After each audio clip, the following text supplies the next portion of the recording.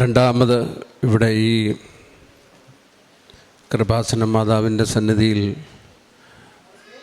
വരാൻ സാധിച്ചതിന് അമ്മയ്ക്ക് പ്രത്യേകം നന്ദി അർപ്പിച്ചുകൊണ്ട് ഇവിടെ ഞാൻ വന്നു നിൽക്കുന്നത് രണ്ടാമത്തെ പ്രാവശ്യമാണ്.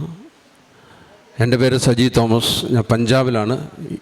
കഴിഞ്ഞ 24 വർഷമായിട്ട് അവിടെയാണ് സ്കൂളുകൾ നടത്തുകയും പല സ്കൂളിൻ്റെയും ഡയറക്ടർ, ചെയർമാൻ പോസ്റ്റുകളിലൊക്കെ നോക്കുന്നു. അതുപോലെ പുതിയ സ്കൂളുകൾ ഡെവലപ്പ് ചെയ്ത് കൊടുക്കുന്നു.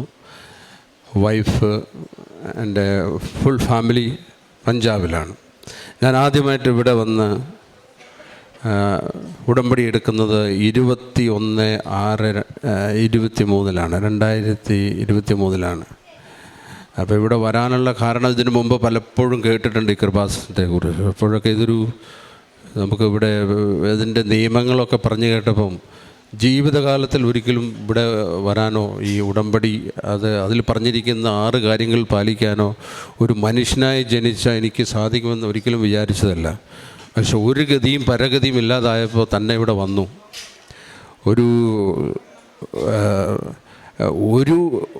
ഈ ജീവിതകാലത്തിൽ ഒരു മനുഷ്യൻ്റെ ജീവിതം തീരുന്നതിന് മുമ്പ് ഇതിൽ പറയുന്ന 6 കാര്യങ്ങൾ എനിക്ക് നോക്കാൻ പറ്റുമെന്ന് ഒരിക്കലും വിചാരിച്ചതല്ല. അത് സംഭവിച്ചു. 6 കാര്യങ്ങളും കൃത്യമായിട്ട് നോക്കി. ജീവിതത്തിൻ്റെ ഭൗതികവും അതേപോലെ സ്പിരിച്വലായിട്ടുള്ള മേഖലകളിലൊക്കെ റെവല്യൂഷണറി ചേഞ്ചസ് ആണ് വന്നത്. അപ്പോൾ ഞാൻ പഞ്ചാബിൽ നിന്നാണ് വന്നതുകൊണ്ട് ആദ്യം തന്നെ മാതാവിൻ്റെ വലിയൊരു അനുഗ്രഹത്തിൻ്റെ ഒരു സാക്ഷ്യം ആദ്യം പറയാം. കഴിഞ്ഞ 26-ാം തീയതിയാണ് ഞാൻ പഞ്ചാബിൽ നിന്ന് വരുന്നത്. പഞ്ചാബിൽ നിന്ന് പോരുമ്പോൾ ഞാൻ എൻ്റെ കാറും കൊണ്ടാണ് പോരുന്നത്. 7 സീറ്റർ കാർ കൊണ്ട് വരുന്നു. എൻ്റെ 3 പിള്ളേരുണ്ട്, വൈഫുണ്ട്. അപ്പം ഞങ്ങളവിടുന്ന് വണ്ടിക്ക് വരുന്നതിന് മുമ്പ് ഈ മാരുതി സുസുക്കിക്ക് വലിയൊരു ലെറ്റർ കൊടുത്തിട്ട് അതിൽ പറഞ്ഞിരിക്കുന്നത് ഞങ്ങൾ ഫാമിലിയുണ്ട്, ചെറിയ കുട്ടികളുണ്ട്, ഞങ്ങൾ വണ്ടിക്ക് പോകുന്നതാണ്. അപ്പോൾ വണ്ടി വളരെ ഇൻസ്പെക്ഷന് വേണ്ടിയിട്ട് വണ്ടി കൊടുത്തു.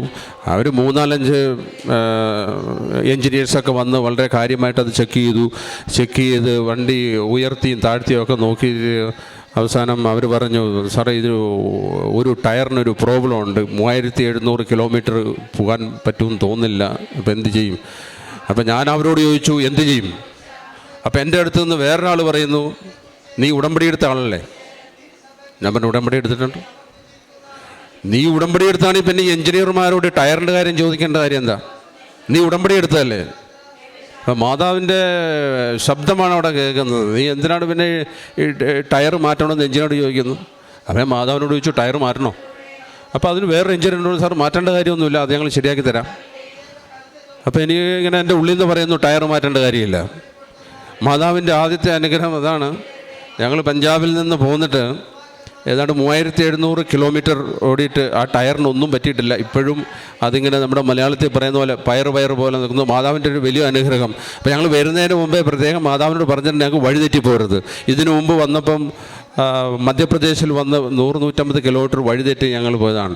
ഈ പ്രാവശ്യം ഈ ഉടമ്പടി എടുത്ത് വന്നപ്പം നേരെ വാഗാ ബോർഡറിൽ നിന്ന് വയനാട് വരെ ഒരു തിരിവും വളവും ഇല്ലാതെ, വണ്ടിക്കൊരു കുഴപ്പവും പറ്റാത്ത വളരെ സുഖമായ രീതിയിൽ ഞങ്ങളിവിടെ എത്തി. അടുത്ത എൻ്റെ സാക്ഷ്യം, ഞാൻ സ്കൂൾ നടത്തുന്ന ആളാണ്. ഇതിനു മുമ്പും വന്ന് സ്കൂൾ നടത്തുന്ന പല കാര്യങ്ങളെക്കുറിച്ച്, രജിസ്ട്രേഷനെ കുറിച്ചൊക്കെ ഇവിടെ പറഞ്ഞിട്ടുണ്ട്. ഞാനിവിടെ വന്ന് തിരിച്ചു പോയതിന് ശേഷമാണ് NOCക്ക് അപ്ലൈ ചെയ്യുന്നത്. ഒരു സ്കൂൾ നടത്തണമെങ്കിൽ അതായത് സ്റ്റേറ്റിൻ്റെ നോൺ ഒബ്ജക്ഷൻ സർട്ടിഫിക്കറ്റ് വേണം ICSE സ്കൂൾ തുടങ്ങാൻ.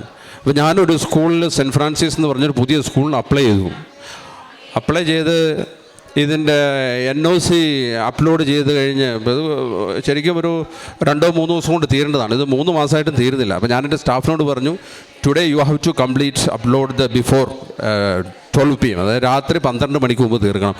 അപ്പോൾ ഞാനിത് പറഞ്ഞു കേട്ടിട്ട് ആ സ്റ്റാഫ് രാത്രി 12 മണി വരെ ഇരുന്ന് അപ്ലോഡ് ചെയ്ത് അയച്ചു കഴിഞ്ഞ് 1 മാസം കഴിഞ്ഞിട്ട് റിപ്ലൈ കിട്ടുന്നില്ല.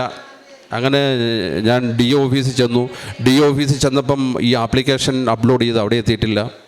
ചണ്ഡീഗഡാണ് അതിൻ്റെ സ്റ്റേറ്റ് ഹെഡ് ഓഫീസ് എഡ്യൂക്കേഷൻ. അവിടെ ചെന്ന് നോക്കുമ്പം അവിടെയും ഈ NOC അപ്ലോഡ് ചെയ്തത് എത്തിയിട്ടില്ല. അങ്ങനെ 3 മാസം 4 മാസം ഞാനിങ്ങനെ ബാഗും തൂക്കി ഇങ്ങനെ നടക്കും. എന്നിട്ടും ഒരു വിവരവും കിട്ടുന്നില്ല. അങ്ങനെ അവസാനം ഒരു ദിവസം ഞാൻ രാവിലെ എഴുന്നേറ്റ് മാതാവിനോട് പറഞ്ഞു, ഇന്നത്തോടെ ഒരു തീരുമാനമാക്കണം. ഒന്നില്ലെങ്കിൽ ഞാൻ ഈ സ്കൂൾ വിട്ടു പോകും, അല്ലെങ്കിൽ ഈ NOC അപ്ലോഡ് ചെയ്ത് എവിടെയും വിസിബിൾ ആവുന്നില്ല. ഞങ്ങളുടെ കമ്പ്യൂട്ടറിൽ, എൻ്റെ ലാപ്ടോപ്പിൽ, വൈസ് പ്രിൻസിപ്പലിൻ്റെ ലാപ്ടോപ്പിൽ മാത്രമേ ഇത് വിസിബിൾ ആവുന്നു. വേറൊരു സ്ഥലത്തും ഇത് കാണാനില്ല, ആർക്കും കാണാൻ പറ്റുന്നില്ല. അങ്ങനെ എൻ്റെ ഉള്ളിൽ നിന്നിങ്ങനെ ഈ ഉടമ്പടി പത്രം എടുത്ത് വെച്ച് എണ്ണയൊക്കെ നെറ്റിയിൽ കുരിശ് വരച്ച് പ്രാർത്ഥിച്ചുകൊണ്ടിരുന്നപ്പോൾ ഇങ്ങനെ ഒരു കേൾക്കാം, ഒരു കാര്യം ചെയ്യും, ആ പേയ്മെൻ്റ് അങ്ങ് അടയ്ക്കും. പേയ്മെൻ്റ് എന്ന് പറയുമ്പം വലിയൊരു ഹ്യൂജ് പേയ്മെൻ്റാണ്. അതായത് ഒരു സ്കൂളിലെ ഒരു ടീച്ചറിൻ്റെ 6 മാസത്തെ ശമ്പളം വെച്ച് ഏതാണ്ട് 25 പേരുടെ ഫീസ് അടയ്ക്കണം. ഏതാണ്ട് ഒരു 22-25 ലക്ഷം രൂപ ഫീസ് മാത്രമായിട്ട് വരും. ഇത്ര അടയ്ക്കാൻ പറ്റില്ല, ഒരു കാരണവശാലും ഇത്ര അടയ്ക്കാൻ പറ്റില്ല. അത്രയും വലിയൊരു എമൗണ്ട് ഞാൻ നോക്കിയിട്ട് കാണുന്നില്ല. ശമ്പളവും ഇലക്ട്രിസിറ്റിയൊക്കെ അടച്ചു കഴിഞ്ഞിട്ടൊന്നും കാണുന്നില്ല. അങ്ങനെ ഞാൻ എൻ്റെ ഉപ്പും എണ്ണയും ഈ ഉടമ്പടി പത്രം എടുത്ത് വണ്ടിയിൽ വെച്ച് ഞാൻ നേരെ DO ഓഫീസിൽ പോയി. DO ഓഫീസിൽ എത്തിയത് അവിടെ മുതൽ മേലെ വരെ ഞാൻ ഉപ്പിട്ടു. കാണുന്ന ഓഫീസിൻ്റെ ഈ വാതിലയിലൊക്കെ അവരറിയാതെ കുരിശ് വരച്ച് അവസാനം ഏറ്റവും മുകളിലെത്തിക്കഴിഞ്ഞപ്പോൾ അവരെന്നോട് ചോദിച്ചു, സാർ ആപ് ക്യോ ഇധർ ആ ഗയ, ക്യാ കാം ക്യാ? ഞാൻ പറഞ്ഞു, NOC കാ കാം താ. അച്ഛാ NOC കാ കാം ആപ് ഉധർ ജാവോ. അവരൊരു ഓഫീസ് കാണിച്ചു തന്നു. ഞാനവിടെ ചെന്നു കഴിഞ്ഞപ്പോൾ അവർ പറഞ്ഞു, സാറെന്താ വന്നേ? ഞാൻ പറഞ്ഞു, ഇങ്ങനെ NOC കാ തോടാ പൈസ ജമാ കരണ, പൈസ അടയ്ക്കണം, ബില്ലടയ്ക്കണം എന്നൊക്കെ പറഞ്ഞു. സാർ तो റൂൾ तो ചേഞ്ച് हो गया, आप ऐसे करो, ओनली 76,000 പേ. അപ്പോൾ അവരെന്നോട് പറഞ്ഞത്, റൂളൊക്കെ മാറി സാർ, ഇതൊന്നും പറഞ്ഞില്ലേ, 22 ലക്ഷം 25 ലക്ഷം ഒന്നും അടയ്ക്കണ്ട, ഇപ്പോഴാണെങ്കിൽ 76,000 രൂപയ്ക്ക് തീരും. നോക്കി, നമ്മുടെ മാതാവിൻ്റെ ഉപ്പിൻ്റെയും എണ്ണേൻ്റെയും വരച്ച കുരിശിൻ്റെയും അനുഗ്രഹത്തിൻ്റെ ഫലമായിട്ട് ഞാനത് കൊണ്ടുവന്നിട്ടുണ്ട്. അങ്ങനെ ഇതാണ് ഞാൻ 76,000 രൂപ അടച്ചതാണ്. ഇത് സൂം ചെയ്ത അച്ഛാ കാണാം. 25 ലക്ഷം രൂപയാണ്. അതിപ്പോൾ ഏത് സ്റ്റേറ്റ് ഗവൺമെൻറ്റിൻ്റെ കേരളത്തിലായാലും എവിടെയായാലും അടച്ചു നോക്കിയാൽ കാണാം. ഒരു ICSE സ്കൂള് എടുക്കുന്നതിന് മുമ്പ് നോൺ ഒബ്ജക്ഷൻ സർട്ടിഫിക്കറ്റ് കിട്ടാൻ വേണ്ടിയിട്ട് ഒരു ടീച്ചറിൻ്റെ 6 മാസത്തെ ശമ്പളം നമ്മൾ അഡ്വാൻസായിട്ട് കൊടുക്കണം. അത് കൊടുത്തു കഴിഞ്ഞാൽ ജീവിതകാലത്ത് തിരിച്ചു കിട്ടുന്നൊന്നുമല്ല. ഇത് ഞാൻ പഞ്ചാബ് ഗവൺമെൻറ്റിൻ്റെ കീഴിലുള്ള ഗുരുദാസ്പൂർ, പാകിസ്ഥാൻ ബോർഡറിലുള്ള DO ഓഫീസിൽ പോയിട്ട് ഈ കഴിഞ്ഞ 24-ാം തീയതി അടച്ചതാണ്. ഇത് അടയ്ക്കാനുള്ള വലിയൊരു കഥയും കൂടെ ഞാൻ പറഞ്ഞുതരാം. ഇത് അടയ്ക്കാൻ ചെല്ലുമ്പം എന്നോട് പറഞ്ഞു, ഒരു ദിവസം വരണം. ഞാൻ ഒരു ദിവസം ചെല്ലുന്നത് ഈ ഉപ്പായിട്ടാണ് ചെല്ലുന്നത്. ഉപ്പും ഇതിരിപ്പുണ്ട്. അപ്പോൾ എന്നോട് ഇരിക്കാൻ പറഞ്ഞു. ഞാൻ ഇരുന്ന് കഴിഞ്ഞ് അയാൾ കമ്പ്യൂട്ടർ തുറന്നപ്പോഴത്തേക്ക് അപ്പുറത്തെ റൂമിൽ വലിയ അടിയും ബഹളവും. അപ്പോൾ ഇയാൾ എഴുന്നേറ്റ് ഓടി. അത് കഴിഞ്ഞിട്ട് പെട്ടെന്ന് ഇയാൾ ഒന്ന് വന്നു, കമ്പ്യൂട്ടർ തുറന്നപ്പോൾ ഞാൻ ചോദിച്ചു, ഞങ്ങൾ ചെയ്തോട്ടെ എന്ന് ചോദിച്ചു. പുള്ളി പറഞ്ഞു പറ്റില്ല. പുള്ളി ഇറങ്ങിപ്പോയപ്പോൾ ഞാൻ വേഗം അവിടെ കാശ് രൂപ എടുത്ത് കമ്പ്യൂട്ടറിലൊരു കുരിശ് വരച്ചു. അത് കഴിഞ്ഞ് കീബോർഡിലൊരു കുരിശ് വരച്ചു, CPU കുരിശ് വരച്ചു. അപ്പോൾ ഇയാൾ അതും കാണരുത്. ഇതൊക്കെ നമ്മൾ ഈ കുരിശ് വരയും കാര്യങ്ങളൊക്കെ മറ്റ് സ്റ്റേറ്റുകളിൽ കണ്ടാൽ നമുക്ക് അറിയാം, കേരളത്തിലെ അവസ്ഥയൊന്നുമല്ല. ചിലപ്പോൾ ജീവൻ തന്നെ നമ്മൾ തന്നെ ജീവനോടെ ഉണ്ടാവുമെന്ന് പറഞ്ഞു. ഞാൻ വേഗം കുരിശൊക്കെ വരച്ചു. അത് കഴിഞ്ഞ് അദ്ദേഹം തിരിച്ചു വന്നിട്ട് പറഞ്ഞു, സാറിന് ഇതൊന്ന് ചെയ്യാവോ, ഒന്ന് ടൈപ്പ് ചെയ്യാവോ? ഞാൻ വൈസ് പ്രിൻസിപ്പലിനോട് പറഞ്ഞു, സാർ ഒരു വേഗം ടൈപ്പ് ചെയ്തു. ഞാൻ കാശ് രൂപ എടുത്തു, ഈ ഉടമ്പടി പത്രം എടുത്ത് അവിടെ നിന്നിങ്ങനെ പ്രാർത്ഥിച്ചു, വിശ്വാസപ്രമാണം ചൊല്ലിക്കൊണ്ടിരുന്നു. സാറ് ഈ വൈസ് പ്രിൻസിപ്പൽ സാർ പെട്ടെന്ന് അടിച്ചു, ഈ പറയുന്ന NOC ഡിപ്പാർട്ട്മെൻറ്റ് ചെയ്യേണ്ട കാര്യം അത് ഞങ്ങൾക്ക് സ്വന്തം ചെയ്യാൻ വേണ്ടി ആ ഓഫീസ് മുഴുവൻ മാതാവ് ഞങ്ങൾക്ക് വിട്ടു തന്നു. ഞങ്ങൾ അവിടെ കുത്തിയിരുന്ന് ടൈപ്പ് ചെയ്ത് ഈ 76,000 രൂപ അവിടെ നിന്ന് അടച്ച് അതിൻ്റെ റെസിപ്റ്റ് മേടിച്ചു. ഈ റെസിപ്റ്റാണത്. ഹല്ലേലൂയ. 22 ലക്ഷം 25 ലക്ഷത്തിൽ നേരെ താഴേക്ക് വന്നത് 76,000 രൂപയാണ്. ഇത് ഗവൺമെൻറ് ഫീസുകളാണ്. ഇതൊക്കെ നമുക്ക് ഒരിക്കലും ചെയ്യാൻ പറ്റാത്തതാണ്. അടുത്തതായിട്ട് ഞാൻ പറയാൻ പോകുന്നത്, ഞാൻ പറഞ്ഞല്ലോ എൻ്റെ പരിപാടി സ്കൂളാണ്. എനിക്ക് കിട്ടിയ ബെനിഫിറ്റ് പറയാൻ വേണ്ടിയിട്ടല്ല ഞാൻ വന്നത്. എനിക്ക് പ്രത്യേകിച്ച് ബെനിഫിറ്റൊന്നും കിട്ടിയിട്ടില്ല. ഒരു നഴ്സറിയിലൊരു കൊച്ച് ഒരു 10:30 ആയപ്പോൾ ടീച്ചർ, അവിടുത്തെ home room teacher, class room teacher വന്നിട്ട് എൻ്റെ അടുത്ത് അവിടുത്തെ പ്രിൻസിപ്പലിനോട് പറഞ്ഞു, ഇങ്ങനെ ഒരു കുഴപ്പമുണ്ട്, ഒരു കൊച്ചിൻ്റെ ചെവിയിൽ കല്ലുപോയി. കോച്ച് ഭയങ്കര കരച്ചിൽ, കൂടെ ടീച്ചർമാരൊക്കെ കരച്ചിൽ. ഇത് കണ്ട് നിന്ന PN ബാക്കിയുള്ള പിള്ളേരും ഒക്കെ കരച്ചിൽ. അപ്പോൾ എൻ്റെ ഓഫീസിലേക്ക് കൊണ്ടുവന്നു. ഞാനിങ്ങനെ അന്ന് എനിക്ക് ഒന്ന് ചൊവ്വാഴ്ചയാന്ന് തോന്നുന്നു, അച്ഛൻ്റെ പ്രസംഗം കേട്ടുകൊണ്ടിരിക്കുന്നു. ഇങ്ങനെ എൻ്റെ കസാര ഇരിക്കുന്ന AC ഒക്കെ ഇട്ട് ഇങ്ങനെ ഞാനിങ്ങനെ സുഖമായിട്ടിരിക്കുകയാണ്. അപ്പോഴാണ് വന്നിട്ട് ഒരു ടീച്ചർ പറഞ്ഞത്, സാറേ ഒരു ചെവിയിൽ കല്ല് പോയി. ആ ടീച്ചർ ഏതാണ്ട് ബോധം കെട്ടതുപോലെയാണ്. കാരണം ആ ക്ലാസ്സിലെ ആ ഏരിയയിലെ ഏറ്റവും വലിയ ഒരു VIPൻ്റെ ഒരു കൊച്ചാണ്, ചെറിയൊരു കൊച്ച്, 3 വയസ്സേ ഉള്ളൂ. അതും എവിടെയൊക്കെയോ പോയി പ്രാർത്ഥിച്ചും നേർന്നും ഒക്കെ ഉണ്ടായ ഒരു കൊച്ചാണ്. അപ്പോൾ അതിനെന്തെങ്കിലും പറ്റുമെന്ന് പറഞ്ഞാൽ പിന്നെ ഞങ്ങളുടെ ജീവനില്ല, പിറ്റേ ദിവസം സ്കൂളും ഇല്ല, പിന്നെ കുറച്ച് ടീച്ചേഴ്സും ഇല്ല, ഒന്നുമില്ല. അങ്ങനത്തെ ഒരു അവസ്ഥ എൻ്റെ അടുത്ത് വന്നു. അപ്പോൾ എൻ്റെ അടുത്ത് കൊണ്ട്, സാറേ ഇതാ ചെവിയിൽ കല്ലുപോയി. ഞാൻ പറഞ്ഞു, ഇപ്പോൾ എന്ത് ചെയ്യും? അപ്പോഴത്തേക്ക് അവർ പേരൻസിനെയൊക്കെ വിളിച്ചു. പേരൻസ് പറഞ്ഞു ഗേറ്റൊക്കെ തുറന്നിട്ടോ. അവർ ഏതാണ്ട് 100-120 കിലോമീറ്റർ സ്പീഡിൽ വണ്ടി കൊണ്ട് വരുന്നുണ്ട്. എന്നെ വിളിച്ചു പറഞ്ഞ് ഗേറ്റ് തുറന്നിട്ടോ, ഞങ്ങൾ കൊണ്ടുപോവാണ്. അവർ ഡോക്ടറെ വിളിച്ചു പറഞ്ഞു. എൻ്റെ അടുത്ത് വന്നപ്പോൾ ഞാൻ പറഞ്ഞു, കൊണ്ടുവരാൻ പറഞ്ഞു. എൻ്റെ ടേബിളിൽ എപ്പോഴും എൻ്റെ ഓഫീസ് ടേബിളിൽ ഈ ഉപ്പും ഈ എണ്ണ ഇരിപ്പുണ്ട്. ഞാൻ ആ എണ്ണ എടുത്തിട്ട് ആ ചെവീൻ്റെ അവിടെ ഒന്ന് തൂത്ത് കൊടുത്തു. എന്നിട്ടൊരു വിശ്വാസ പ്രമാണം ചൊല്ലി. എനിക്ക് പ്രത്യേകിച്ച് ടെൻഷനൊന്നും തോന്നിയില്ല. എനിക്ക് പ്രത്യേകിച്ച് ഒരു ടെൻഷനും തോന്നിയില്ല, ഒരു വെപ്രാളവും തോന്നിയില്ല. അത് കണ്ടു കഴിഞ്ഞപ്പോൾ അവരുടെയും വെപ്രാളം കുറഞ്ഞു. കാരണം എനിക്ക് പ്രത്യേകിച്ച് ഇത് കേട്ട് കഴിഞ്ഞപ്പോൾ ഇല്ലെന്നില്ല. കാരണം ചെവിയിൽ കല്ല് പോയതാണ്, അത് വലിയ ഓപ്പറേഷൻ ചെയ്തൊക്കെ എടുക്കണം. അങ്ങനെ അവർ വന്നു, കൊച്ചിനെ കയ്യിലെടുത്തു, വണ്ടി കയറ്റി അവർ കൊണ്ടുപോയി. അവർ വഴി കണ്ടവരെ കണ്ട ടീച്ചേഴ്സിനെയൊക്കെ അവർക്ക് ഹിന്ദിയിലും പഞ്ചാബിയിലും പറ്റാവുന്ന ചെറിയ തോതിലുള്ള തെറികളൊക്കെ പറഞ്ഞു. പിന്നെ എന്നോട് പ്രത്യേകിച്ചൊന്നും പറഞ്ഞില്ല. അങ്ങനെ ഞാൻ ആ കസേരയെ കുത്തിയിരുന്നു. ഞാൻ പറഞ്ഞു, നിങ്ങളൊക്കെ ക്ലാസ്സിൽ പോകുമോ, ക്ലാസ് നടക്കട്ടെ എന്ന് പറഞ്ഞു. കുറച്ച് കഴിഞ്ഞപ്പം ഒരു 2-3 മിനിറ്റ് കഴിഞ്ഞപ്പോൾ എനിക്ക് കോൾ വന്നു. ഞാൻ വിചാരിച്ചു തീർന്നു, മിക്കവാറും അവർ വന്ന് നമ്മളെ വെട്ടിക്കൊല്ലും. നമ്മുടെ കേരളക്കാരെ പോലെയല്ല പഞ്ചാബികൾ. അവർ തീർക്കണം എന്ന് വിചാരിച്ചാൽ അവിടെ വെച്ച് അത് തീർക്കും. നാളെ ജയിലിൽ പോവുമോ, ഈ സ്കൂൾ പൂട്ടി പോവുമോ, അങ്ങനെയൊന്നുമില്ല. അപ്പോൾ ഞാൻ പേടിച്ച് ഫോൺ എടുത്തു കഴിഞ്ഞപ്പോൾ പേരൻസ് പറഞ്ഞു, सर कोई बात नहीं है, तो आपका कोई भी मिस्टेक नहीं है, अब हमारा बच्चे का मिस्टेक है, चलो पता नहीं इसमें कुछ मिला नहीं, डॉक्टर ने बोला इसका ईयर का अंदर कुछ भी नहीं है. അപ്പോൾ അവർ പറയാണ്, ഇത് സാറിൻ്റെ തെറ്റുമല്ല, ടീച്ചേഴ്സിൻ്റെ തെറ്റുമല്ല, ഈ കൊച്ചിൻ്റെ ചെവിയിൽ അങ്ങനെ ഒരു കല്ലും ഇല്ല, ഒരു കുന്തവും ഇല്ല, ഒന്നുമില്ല എന്ന് പറഞ്ഞാൽ. ഹല്ലേലൂയ. ആ കല്ല് എനിക്ക് തോന്നുന്നു അലിഞ്ഞു പോയി കാണും. ആ എണ്ണ തൂത്തപ്പോൾ ആ കല്ല് അലിഞ്ഞു പോയി. ഇതേപോലെ ഒരു സംഭവം LKGയിലെ ഒരു കുട്ടി, ഞാൻ പറഞ്ഞല്ലോ എൻ്റെ ബെനിഫിറ്റ് പറയാൻ വേണ്ടിയിട്ടല്ല ഞാൻ വന്നത്, ഞാനുമായിട്ട് ബന്ധപ്പെട്ട എൻ്റെ സ്റ്റാഫും എൻ്റെ സ്ഥാപനങ്ങൾക്കും കിട്ടിയ ബെനിഫിറ്റ്, മാതാവിലൂടെ കിട്ടിയ ബെനിഫിറ്റ് പറയാൻ വന്നതാണ്. ഒരു കൊച്ചു വീട് നെറ്റി മുഴുവൻ ഇങ്ങനെ പൊട്ടി. അപ്പോൾ ടീച്ചർമാർ പറയുന്നത് 5 സ്റ്റിച്ചിടണം, 6 സ്റ്റിച്ചിടണം.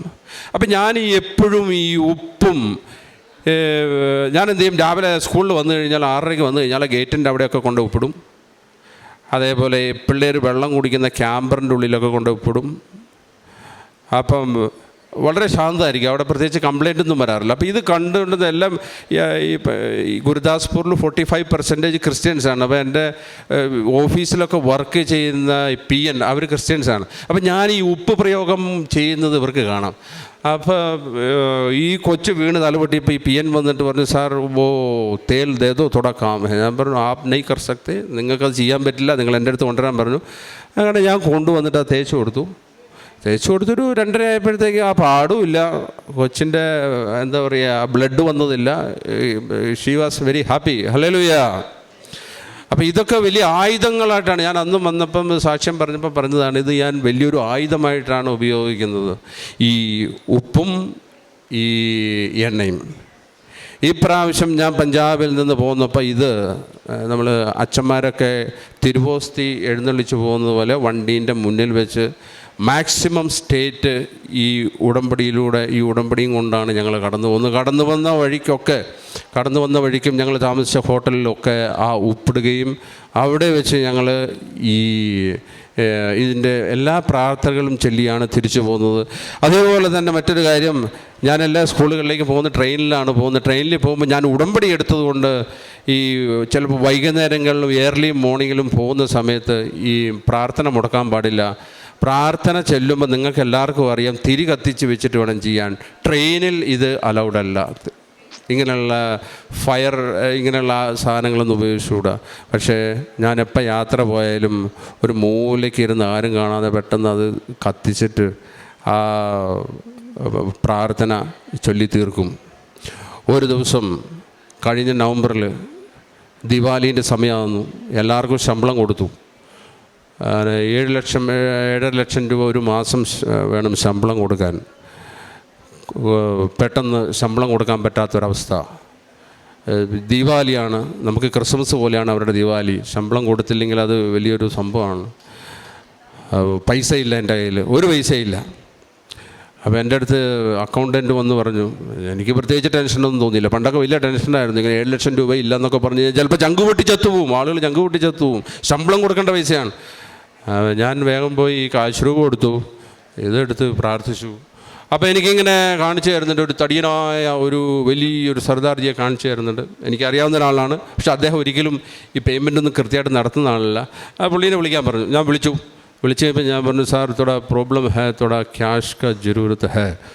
ഒരു 15 മിനിറ്റ് കൊണ്ട്. അപ്പോൾ ഇത് വിളിച്ച് പറയുമ്പോൾ ഞാൻ റെയിൽവേ സ്റ്റേഷനിൽ ഒരു ശനിയാഴ്ച നിൽക്കുകയാണ് ട്രെയിൻ പിടിക്കാൻ. വലിയ തണുപ്പായതുകൊണ്ട് കോട്ടും ടൈയും ഒക്കെ ഇട്ട് ചെറിയ ഒരു എക്സിക്യൂട്ടീവ് സ്റ്റൈലിൽ നിന്നിട്ട് ഞാൻ 2 കൈയും ഒക്കെ പൊക്കി അച്ഛനിങ്ങനെ ഹലേലി പറയുമ്പോൾ ഞാൻ റെയിൽവേ സ്റ്റേഷനിൽ നിന്ന് ഇങ്ങനെ ഹലേലിയോ ഹലേലിയോ ഹലേലിയോ ഹലേലിയോ എന്നൊക്കെ പറഞ്ഞുകൊണ്ടിരിക്കുകയാണ്. അപ്പോൾ ആൾക്കാരൊക്കെ നോക്കുന്നുണ്ട്, ഇയാളെന്ത് ഭ്രാന്തനാണോ ഈ ടൈയും കോട്ടൊക്കെ കിട്ടിയിട്ട്. മലയാളത്തിലാണ് പറയുന്നതുകൊണ്ട് ഇവർക്കൊന്നും മനസ്സിലായിട്ടില്ല. ആ സമയത്ത് എനിക്ക് ഫോൺ വന്നു. അപ്പോൾ സാറ് ഞാൻ സ്കൂളിൽ എത്തിയിട്ടുണ്ട്, ഞാനൊരു കാര്യം ചെയ്യാം, തരാനുള്ള ഫീസും അടുത്ത വർഷത്തെ ഫീസും അതിൻ്റെ കൂടെ കുറച്ചും കൂടെ തരാം എന്ന് പറഞ്ഞു. പുള്ളി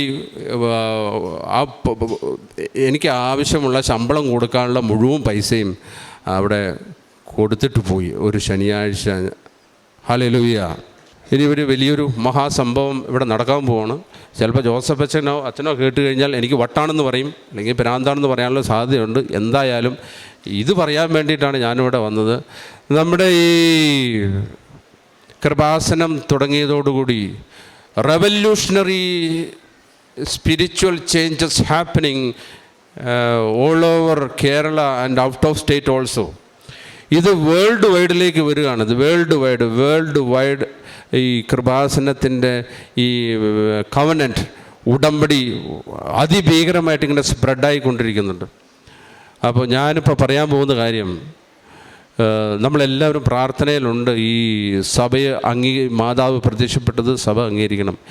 ഇവിടെ എന്ന് വരുമെന്ന് എനിക്കറിയില്ല, എപ്പോൾ വരുമെന്നറിയില്ല. When it will happen that I don't know. നമ്മുടെ സഭയുടെ പരമോന്നത അധികാരിയായ പോപ്പ് മാർപ്പാപ്പ ഇവിടെ വരാൻ പോവുകയാണ്. ഇവിടെ വരും.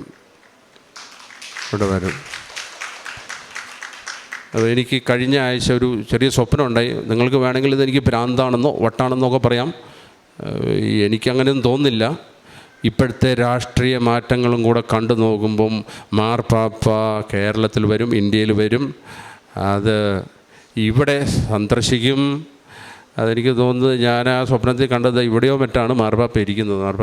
അപ്പോൾ മാർപ്പാപ്പയ്ക്ക് മലയാളം അറിയാത്തതുകൊണ്ട് ഇവിടെ ഇങ്ങനെ നടക്കുന്ന ആരോടൊക്കെ ചോദിക്കുന്നുണ്ട്, come and explain what are the difference benefits ഈ ഗോഡ് ത്രൂ ദിസ് കവനൻറ്റ്. ഈ ഉടമ്പടിയിൽ നിങ്ങൾക്ക് കിട്ടിയത് ഡയറക്റ്റായിട്ട് ചോദിക്കുന്നതായിട്ടാണ് കാണുന്നത്. അങ്ങനെ സംഭവിച്ചാൽ in the history of the world ഒരുപാട് റെവല്യൂഷണറി ചേഞ്ചസ് നടന്നിട്ടുണ്ട്. ഫ്രഞ്ച് വിപ്ലവം, റഷ്യൻ വിപ്ലവം, ഇങ്ങനെ കുറേ വിപ്ലവങ്ങൾ നടന്നിട്ടുണ്ട്. അതൊക്കെ നടന്നത്, ഈ ലോകത്ത് നടന്ന വിപ്ലവങ്ങളൊക്കെ ഉണ്ടായത് മനുഷ്യന് ഒരു ഗതിയും പരഗതിയും ജീവിക്കാൻ നിവൃത്തിയില്ലാത്ത സമയത്ത് മനുഷ്യൻ നടത്തിയ വലിയ മുന്നേറ്റങ്ങളാണ് ഈ വിപ്ലവം.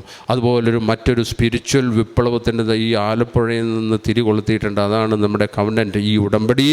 ഇവിടെ മാർപ്പാപ്പ വരും. പിന്നെ ബാക്കിയുള്ളതൊക്കെ ഇവിടെ ഇരിക്കുന്ന, ഇത് കേൾക്കുന്ന, ഇത് നിങ്ങൾ അച്ഛന്മാരാരെങ്കിലും യൂട്യൂബിൽ അപ്ലോഡ് ചെയ്യുന്നുണ്ടെങ്കിൽ നിങ്ങളെല്ലാവരും ഇത് അച്ഛനിനി ഒന്നും ചെയ്യാനില്ല, ജോസഫ് അച്ഛനൊന്നും ചെയ്യാനില്ല. ജോസഫ് അച്ഛൻ ഈ ജനങ്ങളുടെ മുഴുവൻ ഇല്ലായ്മ കണ്ട് ചങ്കു പൊട്ടി വിളിച്ച വിളി കേട്ട മാതാവാണ് ഇവിടെ വന്ന് പ്രത്യക്ഷപ്പെട്ടത്. ഇത്രയും തിയോളജി പറയാനുള്ള കഴിവൊന്നും എനിക്കില്ല. ഞാൻ തിയോളജിയൊന്നും പഠിച്ചിട്ടുമില്ല. തിയോളജികളൊക്കെ വളച്ചൊടിക്കുന്നുണ്ട്.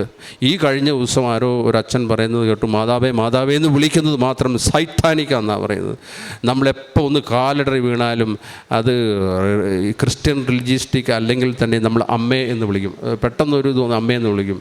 അപ്പോൾ നമ്മളെപ്പോലെയുള്ള സാധാരണക്കാരൻ എപ്പം വിളിക്കാൻ പറ്റുന്ന വിളിയാണ് അമ്മ. അത് സൈത്താനിക്കൊന്നുമല്ല. അത് മാർപ്പാപ്പ ഇവിടെ വരുന്നതോടുകൂടി ഇതിനൊക്കെ ഒരു തീരുമാനമാകും. പിന്നെ നിങ്ങൾ അതിനു വേണ്ടി പ്രാർത്ഥനകൾ ഉണ്ടാക്കണോ, അതിനു വേണ്ടിയിട്ട് എന്താ ചെയ്യണം, ദാറ്റ് ഐ ഡോണ്ട് നോ. എനിക്ക് തോന്നിയ ഒരു കാര്യം ഞാൻ പറഞ്ഞു. ഇതിൽ കൂടുതലൊന്നും എനിക്ക് പറയാനില്ല. മിക്കവാറും ജോസഫ് അച്ഛൻ ഇത് കേട്ട് കഴിഞ്ഞാൽ മിക്കവാറും വൈകുന്നേരം വന്ന് ആ പഞ്ചാബിൽ നിന്ന് വന്ന ആ പുള്ളിക്കാരന് ഭ്രാന്താണ് എന്ന് പറയാനുള്ള സാധ്യതയുണ്ട്. I don't no father. പരിശുദ്ധ അമ്മയുടെ മധ്യസ്ഥ സഹായത്തിൽ പ്രത്യേകിച്ച് ഒരു സാക്ഷ്യത്തിൽ പരിശുദ്ധ അമ്മ നിങ്ങൾ സാക്ഷ്യങ്ങൾ പരിശോധിക്കുമ്പോൾ എല്ലാ വിഷയങ്ങളിലും മാതാവ് ഇടപെടുന്നതായിട്ടുള്ളതാണ്. ഇത് എല്ലാ വിഷയങ്ങളും ഒരുപാട് വിദൂരങ്ങൾ, ഇപ്പോൾ ഇദ്ദേഹം പഞ്ചാബിൽ നിന്ന് ഇപ്പോൾ 2ാമത്തെ സാക്ഷ്യം പറയാനായിട്ടാണ് എത്തിച്ചേർന്നത്. ഒരുപാട് ദൂരത്തു നിന്ന് ഒരുപാട് പേര് ഇവിടെ ഉടമ്പടി എടുക്കാനും വരുന്നുണ്ട്. അതിലും വേഗതയിലും അനുഭവത്തോടെ ഇവിടെ സാക്ഷ്യം പറയാനും ഓരോ ദിവസവും എത്തിച്ചേരുന്നുണ്ട്. അപ്പോൾ മാതാവ് എല്ലാവർക്കും തൻ്റെ ഈ പ്രത്യക്ഷീകരണത്തെ അത്രത്തോളം മാതാവ് ഗൗരവത്തോടെ കാണുന്നു എന്നുള്ളതാണ് ഇതൊക്കെ നമ്മൾ വായിച്ചെടുക്കുന്നത്. കാരണം അതൊരു ലൈറ്റ് ക്യാൻഡിൽ പ്രെയർ റിക്വസ്റ്റ് ഇട്ടിട്ടാണെങ്കിൽ പോലും ആളിവിടെ സാക്ഷ്യം പറയാൻ വരുന്നുണ്ട്. അത്രത്തോളം ഈ ലോകത്തിന് മുൻപിൽ ഈ ഒരു ഇടത്തെ ഉയർത്തിക്കാട്ടുക എന്നുള്ളതല്ല, ഇവിടുത്തെ പ്രത്യക്ഷീകരണം സത്യമാണെന്ന് വിശ്വസിക്കണമെങ്കിൽ വെറുതെ എന്തെങ്കിലും പറഞ്ഞ ആൾക്കാരൊന്നും വിശ്വസിക്കത്തില്ല. പക്ഷേ വ്യക്തിപരമായ അനുഭവങ്ങൾ നമ്മളെ സംബന്ധിച്ചിടത്തോളം ഇദ്ദേഹം പറഞ്ഞതുപോലെ ഒരുപാട് സാക്ഷ്യങ്ങൾ ഇപ്പോൾ തന്നെ ഈ അൾത്താരയിൽ ഇതും ജാതിമത ഭേദമന്യേ പ്രായഭേദമന്യേ വിവിധ വിഷയങ്ങൾ സംബന്ധിച്ചുള്ള കാര്യങ്ങൾ സാക്ഷ്യം പറയുന്ന ഒരു അൾത്താര എന്ന നിലയ്ക്ക് ഒരുപാട് അത്ഭുതങ്ങളും അടയാളങ്ങളും സ്ഥിരീകരണം കൊണ്ടിട്ടുണ്ട്. പക്ഷേ ഇപ്പോഴും മാതാവ് വിവിധ ഇടങ്ങളിൽ നിന്ന് ഒരുപാട് പേരെ ഈ അൾത്താരയിൽ ഇതിനുവേണ്ടി മാത്രം പ്രാർത്ഥിച്ചൊരുങ്ങാനെടുത്തുന്നുണ്ട്. ഇപ്പോൾ ഈ ഒരു സാക്ഷ്യത്തിൽ ഇദ്ദേഹത്തിൻ്റെ ഒരു മേഖല വിദ്യാഭ്യാസത്തിൻ്റെ ഒരു മേഖലയാണ്. ആ മേഖലയിലുണ്ടാകുന്ന ബുദ്ധിമുട്ടുകളെല്ലാം പ്രാർത്ഥനയിൽ അതിജീവിച്ചു എന്നുള്ളതാണ് സാക്ഷ്യം. 2ാമത്തേത് വ്യക്തിപരമായിട്ട് ഉണ്ടായ ഇഷ്യൂസിനെയൊക്കെ ഫേസ് ചെയ്യുമ്പം അതൊക്കെ ഒരു കുഴപ്പമില്ല, അതിനൊക്കെ അതിജീവിക്കാനായിട്ട് പറ്റുമെന്നുള്ളൊരു ധൈര്യം, ഒരു വെയ്റ്റ്ലെസ്നെസ്സിനെ കുറിച്ച് പറയുന്നുണ്ട്. ഇപ്പോൾ ഒരുപാട് സാക്ഷ്യത്തിൽ കഴിഞ്ഞ ദിവസം ഒരു ഡോക്ടർ പറഞ്ഞ സാക്ഷ്യത്തിലും ഈ രോഗങ്ങളൊക്കെ തന്നോട് പറയുമ്പോഴും അതൊന്നും കുഴപ്പമില്ല, ഇതൊക്കെ എങ്ങനെയെങ്കിലും നമ്മൾ റെഡിയാക്കും. കാരണം ഇങ്ങനൊരു ഉടമ്പടിയിൽ ലഭിച്ച വിശ്വസ്തയോടെ നിൽക്കുന്നവർക്ക് ലഭിക്കുന്ന ഈ ഒരു വിശ്വാസത്തിൻ്റെ ഒരു ധൈര്യമുണ്ട്. അത് വിശുദ്ധ പൗലോസ് അപ്പോസ്തലനാണ് പറയുന്നത്, ആരെനിക്കെതിരെ നിന്നാലും കർത്താവ് പക്ഷത്തെങ്കിൽ എനിക്കൊരു കുഴപ്പമില്ലെന്നൊക്കെ പറയുന്നൊരു സ്പിരിച്വൽ കോൺഫിഡൻസ് ഉണ്ട്. അത് ഉടമ്പടിയിൽ ഒരുപാട് പേർക്ക് ലഭിക്കുന്നു, അല്ലെങ്കിൽ പരിശുദ്ധ അമ്മ ഉടമ്പടി നിൽക്കുന്നവർക്ക് നൽകുന്നു എന്നുള്ളതാണ്. ഏറ്റവും അവസാനം പറഞ്ഞ ദർശനങ്ങളും സ്വപ്നങ്ങളും ഒക്കെ ഒരുപാട് സാക്ഷ്യങ്ങളിൽ പറയുന്നുണ്ട്. ഈ ഒരു ഇടം ലോകത്തിന് മുൻപിൽ ഒരു വലിയ ഒരു ആത്മീയ വിപ്ലവത്തിൻ്റെ ഒരു ഇടമാണെന്നുള്ള കാര്യത്തിൽ ഒരു സംശയവുമില്ല. കാരണം ഓരോ ദിവസവും ഇവിടെ കേൾക്കുന്ന സാക്ഷ്യങ്ങൾ മാത്രം, ഒരു ദിവസം കേൾക്കുന്നത് മാത്രം പരിശോധിച്ചാൽ തന്നെയും നമുക്കത് വ്യക്തമാണ്. അപ്പോൾ ഇനിയും ലോകത്തിൽ പരിശുദ്ധ അമ്മയുടെ ഈ പ്രത്യക്ഷീകരണം ഒരു ചർച്ചാ വിഷയവും ഒരു പ്രാർത്ഥനാ വിഷയവും ഒരു വിശ്വാസത്തിൻ്റെ വലിയൊരു വെളിച്ചവുമായിട്ട് മാറുക തന്നെ ചെയ്യുമെന്നുള്ള കാര്യത്തിൽ ഇപ്പോൾ ഇതിൻ്റെ നിങ്ങൾ പണ്ട് തൊട്ട് ഇപ്പോൾ 4 വർഷമൊക്കെ 4-5 വർഷം അതിന് മുമ്പേയും കൃപാസനത്തിനോട് ചേർന്ന് യാത്ര ചെയ്യുന്ന ഒരുപാട് പേരുണ്ട്.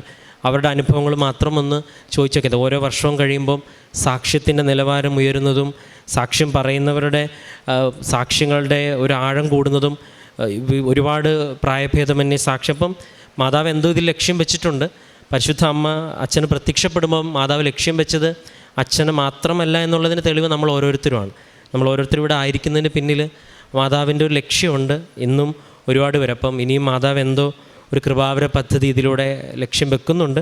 ഒരുപക്ഷെ നമ്മളിലൂടെയും നമ്മുടെ വിശ്വാസത്തിൻ്റെ സാക്ഷ്യത്തിലൂടെയും അതിന് കൂടുതൽ ശക്തി ആർജിക്കാൻ ഇടവരുത്തരുതെന്ന് പ്രാർത്ഥിക്കുന്നു.